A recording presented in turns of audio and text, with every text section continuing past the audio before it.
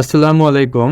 তো আমি জানি যে আপনারা ক্লাস 9-10 এর ধারা পড়েছেন, বাট এই ধারাটা এই ধারাটা কিন্তু একটু কমপ্লেক্স, ঠিক আছে? আগের ধারাগুলোর মতো না।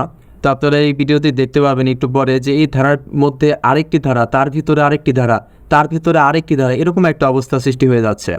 তো আজকের এই ভিডিওতে আমরা এই ধারাটার যোগফল কীভাবে বের করতে হয়, nতম পদের যোগফল সেটা বের করা শিখব। একটু একটা সূত্র ডেভেলপ করব আমরা। তারপর সেই সূত্রটা দিয়ে আমরা দেখুন এই যে 1 + 2 + 3 আপনারা জানেন n × n + 1/2, আর ওই সূত্রটা দিয়ে এটা বের করব। তারপর 1² + 2² + 3² 1³ + 2³ + 3³ এবং ফাইনালি আপনারা ওই সূত্রটা দিয়ে 1⁴ 2⁴ বা 1⁵ 2⁵ যে কোনো ধারার যোগফল ওই সূত্রটা দিয়ে আপনারা বের করতে পারবেন। তো চলুন শুরু করি।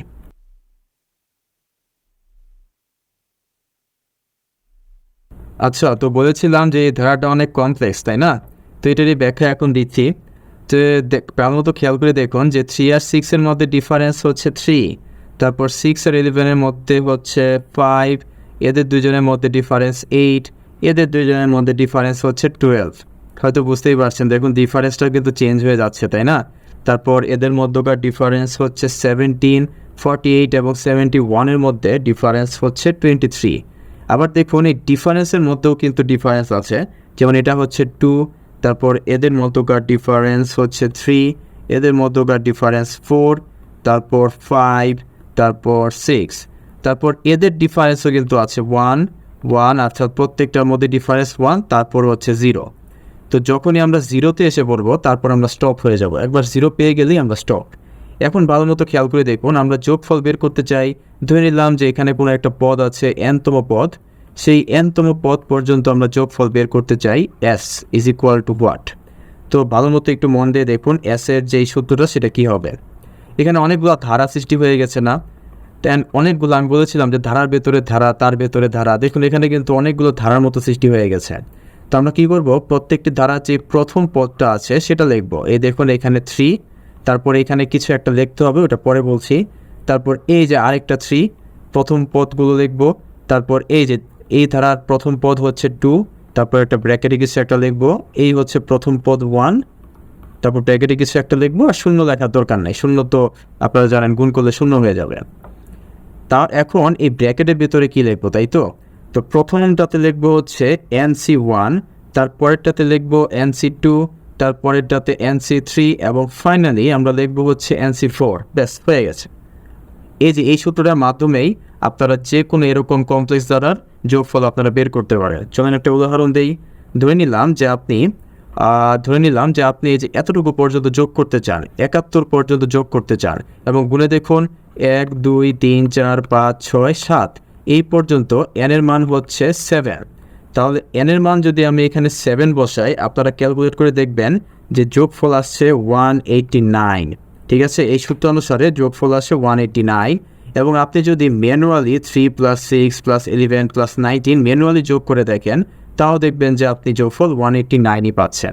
অর্থাৎ এই সূত্র আসলে সবসময়ই খাটে এরকম কেসে, এরকম কমপ্লেক্স দ্বারা এই সূত্রটা আপনি সবসময়ই খাটাতে পারবেন। চলেন আরও কিছু উদাহরণ দেই। এই যে এটা নিয়ে একটু কাজ করি। এদের মধ্যকার ডিফারেন্স 1, এটাও 1, এটাও 1, তাই না? আবার 1 আর 1 এর ডিফারেন্স 0, আমরা বলেছিলাম 0 পেলেই আমরা থেমে যাব। তো nতম পদ পর্যন্ত আমরা যোগফল s এর মান বের করতে চাই।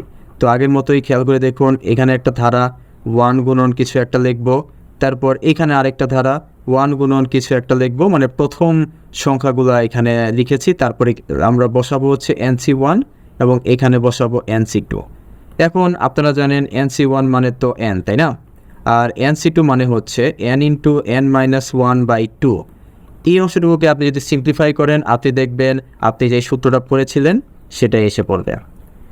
তারপর 1² + 2² + 3² এটা কি হবে?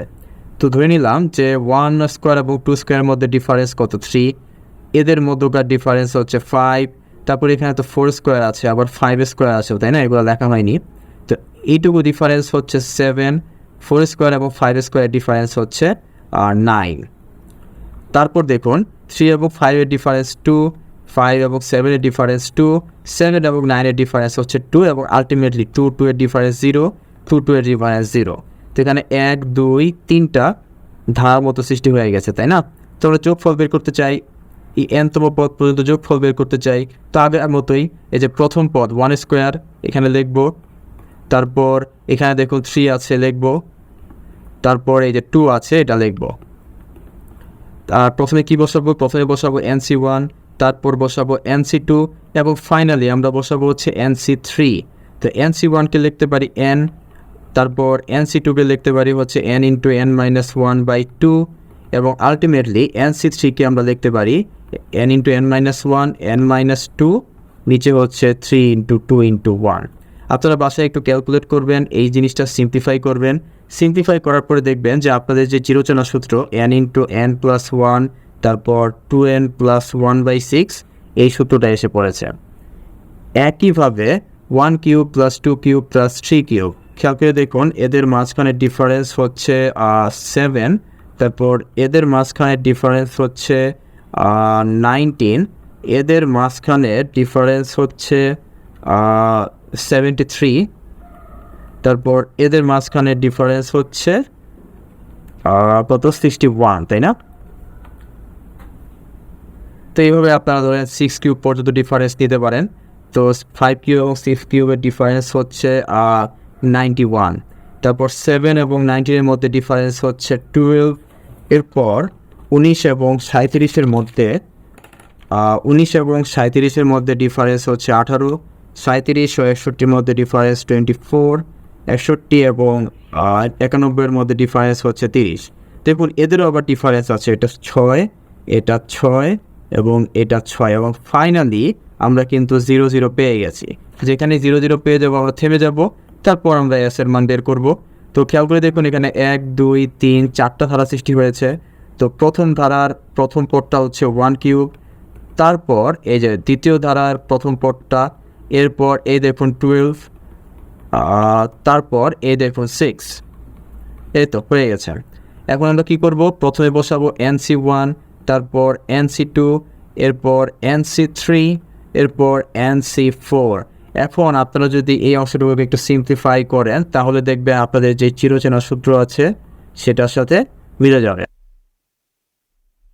আচ্ছা, এখন যদি 1 to the power 4 plus 2 to the power 4 এরকম হয় তাহলে কি করতে হবে?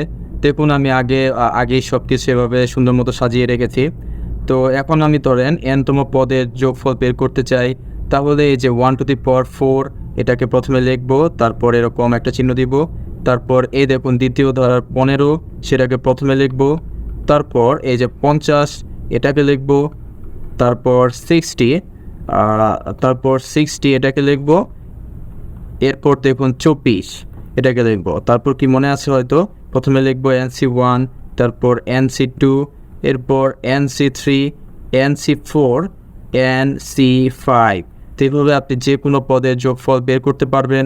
ইভেন সাথে 1 টু দি পাওয়ার 4 বা 2 টু দি পাওয়ার 4 না, পাওয়ার যদি 6 হয় 7 হয়, তারপরেও কিন্তু আপনি এই সূত্রগুলোর মাধ্যমে বা এই প্রসেসের মাধ্যমে আপনি যোগফল বের করতে পারবেন। তো আশা করি আপনাদের এই ভিডিওটা ভালো লেগেছে। তো stay with us, thank you.